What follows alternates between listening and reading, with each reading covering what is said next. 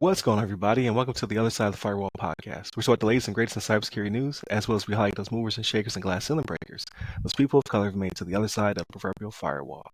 My name is Ryan Williams, and as always, I'm joined by Shannon Tynes. What's up? What's up? What's going on? So we are the dynamic duel for the rest of this week, so definitely continue to check us out. So Monday, Tuesday, our topics, Wednesday, discussion, Thursdays, Ask a CISSP, and then Fridays, everything else, movies, books, games, all that good stuff. But without further ado, I'll give it to Shannon. All right, everybody. So this article comes from informationsecurity.buzz.com, written by Zoe Lindsay. And the title of this one is Strengthening Security Posture Through People First Engagement, right? So if that sounds kind of weird, what this is a long way of saying we need to get people better at handling what's going on in organizations when it comes to cybersecurity, right? That's what it comes down to, right? Because the gist of this discussion is going to be how you have these attackers out here that are targeting people to get in. So like I mentioned it on Monday's episode, right? So if you didn't see it, go back and watch Monday. Kind of did a little bit of foreshadowing to this that was coming up, right? So what ended up happening was Verizon released their Verizon Business's 2024 Data Breach Investigation Report. And in it, it revealed that 68% of breaches included a non-malicious human element, such as people falling for phishing schemes, mishandling sensitive information, or getting duped by a social engineering attempt, right? So this has always been the case. Like you can go back years, right? And I don't know if you guys know about Kevin Mitnick. He's passed on now, but like he was a very prodigious hacker that talked about this and actually wrote a book when it came to this. And social engineering was the way he did a lot of his infiltration, right? Like he could show up to places. Like if you just look like you belong when you go somewhere, like that's how you do it. You show up in a maintenance uniform, nobody pays attention to the maintenance guy, right? You show up in a janitorial uniform, nobody's paying attention to them. They just assume they need to be there, right? But then that's how you get into places where you shouldn't necessarily be. And in this instance, they're talking about more along the lines of like phishing and things of that nature, right? So it's a human element of it where people need to be better educated. And here's the thing, I don't even want to come out and say they're not educated to this, right? Like I think a lot of people, more people than we want to give credit for, have had the education. It's a matter of implementation, right? So like they get the education and more than likely they're not paying attention to it, right? So like I see it sometimes. I like to liven up. So this is kind of what I do, right? Like in my job, I do training for folks that are going to get onto our networks, right? So the networks that we manage, you have to have training before you do that, right? Look out for these things. We talk about insider threat. We go through all these things, cyber awareness, blah, blah, blah, blah, blah. And there are times where I see people where they're just like, man, I want to be somewhere else. And I realize it's not the best material, but I try to liven it up as best as I can, you know. I'm kind of like what you see on the show is kind of who I am, right? Like I like to throw a little joke in there every once in a while, make sure people are engaging. Every once in a while, you know, I have them answer something like, where did I say that was? You know what I mean? Get them to respond back, right? So, but I think more people than we like to give credit for receiving the education is their implementation of it. So 68%, like when you see that number, you're just like, wow, that is a lot of people, right? Like, so that's like one out of every 6.6. I realize you can't do 0.6 of a person, right? So like if you round it down, one out of every 6 people, right? That's how they're getting it. Those are the non-malicious human element that they're talking about, right? And these are 1 out of 6 people are falling victim to social engineering attack or making an error that they know better than to do, right? So again, this is me going under the assumption that everybody gets some type of cyber awareness training before they log onto a network or using telecommunication devices, things of that nature. I know in the DoD they do it, right? Like whether or not people are reading all those paragraphs that they're signing or they're just putting their signature on the form, that's a different story altogether, right? But they are receiving the training. So this is a little disheartening, man. Like it sucks to see, but it wasn't necessarily surprising to see. You know what I mean? And again, this is from my own experience of seeing how people take in training and things of that nature. But this report also goes into some other things, right? So it has some other figures on there, some other takeaways, I guess you could say, where it says 14% of breaches involve the exploitation of vulnerabilities as an initial access step, almost triple the amount from last year's report, right? So 14% this year was a triplicate of breaching with exploitation of vulnerabilities, like in a system or a network, as the initial access step. So even that's going up. So people are getting lax in how they're securing their devices, right? And so this one was kind of interesting to me because I I said it before, where crime only pays for a little bit. Well, it pays pretty good, right? So they said 62% of financially motivated incidents involve ransomware or extortion, with a median loss of $46,000 per breach. So that pays pretty good, right? Because like there's several breaches every day. I'm sure of it, right? So 46,000 per breach. That's a lot of loss. That's a lot of loss to a company, and whether or not that's because they're paying out a ransomware amount or whatever situation may be, loss of productivity, loss of access to their system, like if you're in sales or retail or something like that, and you just don't have the ability to do something, like that's a lot of money to be lost, right? So, and then they said they have in here 15% of breaches involve the third party or suppliers, such as software supply chains, which we talked about supply chains lately on here, right? It's starting to be on the come up, right? But software supply chains, hosting partner infrastructures, or data custodians. So again, it's an interesting report, right? Like when you look at stuff that's in there, you're like, man, this is wild out here. But it's not that surprising when you're in the know and you deal with this a lot more. You're like, yeah, I can kind of see that, right? Whether it be through your experiences or whatever they may be. Like this is a good. This is one of those discussions where I wish we had everybody, because we all have the different experiences, to be like, yeah, my experience is this, has been this, my experience has been this, you know what I mean? Like, not that I'm poo-pooing the dynamic duo, I just want more of the Justice League to be around, like, so, Analogy. yeah, but yeah, man, like this was an interesting read, and that data breach investigation report from Verizon was it's worth a look if you guys get the chance. But what's your thoughts on this? I think you hit the nail around the head, as always, right? I think with our similar background, we're kind of spoiled in that the Department of Defense is actually paying people to do these things, right? Like you have a configuration management team, you have patch management, you have your vulnerability assessment, you have your information assurance department. Like you have a lot of people who are fulfilling these requirements that gives you that defense in depth. And just because we always feel as though it's not state of the art, right? We're like, we're always behind, we're always this. But then you get out here in the Wild Wild West, you're like, yo, I kind of miss, because the Department of Defense isn't necessarily out there to make money, but when you go outside to the private sector, like that is what that's they're incentivized to make money. So if they can cut a corner and not hire a person, and still for whatever reason believe that they're safe, they will do so. And you just don't see as many robust organizations until you get to the billion-dollar, trillion-dollar companies. Then they have very robust departments. But yeah, your mom and pops and your small businesses, they have like their CEO is also their CTO, is also their CIO. They don't have a CISO, right? And they work the register. Yeah, they're doing all the things. Yeah. So they just don't necessarily have the time to sit there and get all of their ducks in a row, which sucks. And they're not incentivized to do so because they're trying to grow the business. So like I can't jump on a sizzle right now. They cost too much. So I'm gonna do what I find on the internet to be the best practice, right? At least they did something, but typically it's not very robust, right? They don't have information security policy. They don't have incident response. They don't have business continuity in case things go wrong, and then they get destroyed when it comes time to actually fulfill an audit, right? They do an assessment. They're just like, I don't have anything. It's overwhelming. And so, You gotta believe that anybody. So like you're saying, right? They go find the quickest, easiest solution they could just find online, right? Anyone who has hate in their heart and has some nefarious tendencies and wants to get at you, all that stuff that you can find online that easily, they've already got something for that. They've already counteracted that in some way, or have a way to go around it, because it's cheap and accessible and it was easy for them to see. Like that's easy for them to combat, right? You know what I mean? Like that's been out there, and that stuff is usually stuff that's been out there for years, and it may even be obsolete. You know what I mean? Let me not say obsolete. It may not be as secure, right? It may not be as secure as it should be for what your purposes are.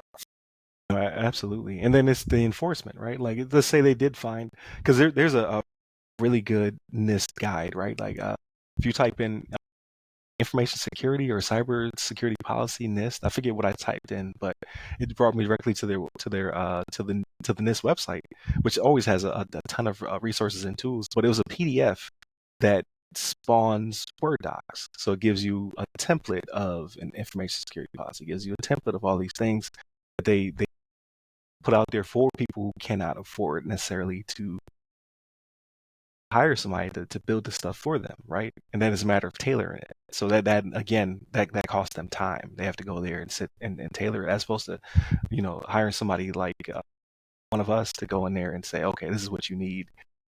You don't need these other 800 documents. You just need these 10. It's the top 10 you need, and let's tailor this to your specific organization. What frameworks do you fall under, right? Like, what kind of company are we? X, Y, and Z. But then it's still a matter of hiring a person to do that, right? Because they don't have time. Like a entrepreneur in their first 5 years, they're just running 100 miles an hour, just running, trying to get this stuff done. And their employees just like, well, they don't necessarily know any better if they haven't been in a large organization. So they're like, I never signed a set up a use policy. I don't have any restrictions on the way I access things. They may have gotten some training, but they didn't really pay attention. They're not getting cyber awareness challenges hit or phishing attempts thrown at them. Things that you have to pay for, right? You have to pay for these services to then enact these things. So they see a link, they click it, boom, there's a problem, and it brings everything to a screeching halt. And that's just so unfortunate. You could reach out to CISA has. You have the ability to reach out to them, and they can help you out for free. But then it's a matter of having the time in your schedule to sit down and talk to them to get the materials, and again, tailor them to your needs. So it's just not fair, so to speak, and it's being taken advantage of. Like 68% did surprise me, and we talk about this every day. I was like, dang, way over half. I didn't know it was going to be high. So Mitnick, I think when he wrote his book, I think he referenced it was like 73 or 75%. Like social engineering, you know what I mean? So like the number, it's lower than what I have seen in the past, but it's like, yeah, that's kind of how it happens, right? Like we've done the stories. We show it. Someone opened up an email. Someone thought an invoice was, hey, yeah, this is an invoice for this. I'll send the money out. End up losing hundreds of thousands of dollars when they send an invoice to somebody that it shouldn't have gone to. I mean, it's just kind of how it is. Yeah, it's wild. And to include, so we're talking about business in this particular case, but you have to think about people personally, like receiving SMS emails or being taken advantage of. Like we talked about the offline, we talked about the storm just hit, rocked Florida, Georgia, North Carolina, Alabama. Like they all got rocked, and now you're getting scams, right? Like there's people reaching out to you saying like, oh, we are your insurance company and we want to come check out your roof and give us some of your PII to confirm it's you. Right, give me your social, make sure you're the right person. Like, no, give me your social, make sure you're the right person. Or send us this money before we come out. Like it's going to cost you $150 before us to just come out and look. Right, we've been hired on through State Farm or whatever it may be. Right, and I'll tell you something, man. When you see some of these emails that may slip through your spam filter, they're getting very good at imitating like these legitimate companies, man. There's stuff to pay attention to that you're just like, wow. Like you guys are getting good. I don't want to chef's kiss you, but I'm like, man, you put some effort into this one, right? Right. You over here cooking. Like, yeah. This looks like Wells Fargo. It really is sad. Like people are just always trying to take advantage. They've been doing this, right? Telemarketers have always existed. Try to get your stuff. I'm not saying all telemarketing is bad, but like that is a way of networking people, right? Social networking people. And it's not just older people; it's the full gamut. They're getting. I'd say the only safe generation is the younger generation because Roblox is teaching them basic information security and cyber awareness, right? Through memes and things of that nature. Like they're getting at the kids. The kids are getting smarter, but their parents not so much. And again, I think we were spoiled by being a part of the Department of Defense because again, they're not there to make money. They're there to spend money, basically, to keep us safe. So it flips the paradigm on its head, and they have very robust tools and people and processes because of it. But it just doesn't trickle out to the outside, which keeps me employed. I give you that. But I think that also bleeds into, and then this is kind of, I think it's a relevant topic, but it may be kind of an offshoot, right? That we simply just don't train people appropriately. Like we train them for training's sake, right? Like you bring in humor, you bring in all that good stuff. You're trying to challenge people and develop them in their minds and what have you. But a lot of training is just to check the box. And I think that also does a disservice because you're just trying to meet a metric for an assessment. You're like, okay, we're going to get assessed. We have to make sure we have whatever know before or whomever. And I say it's bad training. It's good training. Like all training is good training if it's applied. But people are just clicking through these cyber challenges to get the certificate to meet the objective of when we get audited, all our people have been trained this year. And that just doesn't meet muster, right? Like you're not building a culture of security-minded people. You're just checking a box, and that in itself causes then the breach. And it's like, why did you click on that? Like you should know better. Like, but you've been trained to just click through things. Like that's that's your MO now, is just to click through things. You see it in everything. Like they're not just seeing it at work; they're seeing it at home too, right? Like, yeah, just click the box, click the EULA. Like, yeah, I agree. Whatever. 31 paragraphs that would take me 30 minutes to read. I'm not reading it, so here it is. I agree. Check the agree. Keep it moving. Now I can download whatever it is I need to download and give them access to things that I'm not reading. They can have access to my camera, my contacts, all this stuff. Right? Right. You're not paying attention. You just want to use whatever it is you want to use. You just want to get to the end of whatever it is. Like I downloaded an app the other day. It was a legitimate app, but it wanted access to like my calculator. I was like, no, like why? Like that just seems for no reason, right? You need access to my contacts and yada yada yada. And I know a lot of that is to build its own list of people to then reach out to and then contact. But what if you are nefarious? Like all good apps aren't good. Supply chain attacks also attack the good apps. And now you have malicious whatever on your phone and what have you. But or it's sold off to somebody else that has different intentions, right? Like it may be a small company when they start out, but then when they make it big, right? Oh, so wants to buy me? Sure, I'll sell it. So while you sipping pina coladas next to you down on your vacation spots, you know what I mean? Like the company they sold it to is like, yep, now we need all this data to reach out to all these people and do all these things, right? yeah, best believe. So like, if one of these $1 trillion companies reach out to me, like we want the other side of the firewall, and all of your mailing lists, like yes, you can have it. Man, listen, I don't know. I don't know how to fix this specific one without just building somehow care and trust into the process. Like it talks about your why, right? We talk about that a lot in the military as well. Like explain the why. You want to know like why, and that builds in that necessity to protect, that necessity to be part of this culture and to do the right thing. A lot of people don't have time for that why, so just do this. Just check this box. Let's get this over with. Just from turn around and click a link and set themselves up. So I don't know, man. Yeah, I do wish the other two were here as well, because then you would get Daniel's perspective, because I know he comes with a ISO-ism background as well, like yourself, and then me and Daniel have gone the consulting route, but or I'm sorry, not me and Chris have gone the consulting route, but both of us were also, in the Department of Defense, so we also have that shared experience. But it's wild out here, Shannon. Stay part of the Department of Air Force. You'll be very disappointed when you get out here. You make a lot, but then you also get like you just keep seeing the same. Unfortunately, the same mistakes, because you're like, man, listen, you should have this, and this, and they're like, well, we ain't got that money. Just get us ready for this NIST or this ISO or what have you. You're like, well, I'm gonna get you there, but I also want to build in a culture of Security. I've been retired for enough years now where like it doesn't upset me like it used to when I first got out. Like I as a contractor, right? Like I'm just here to recommend, right? Like yes, you told me you have a requirement for me to perform these functions. I will do those functions, but my recommendation to you to not fall prey to this or to do this or to do this or to go this route, it's only a recommendation.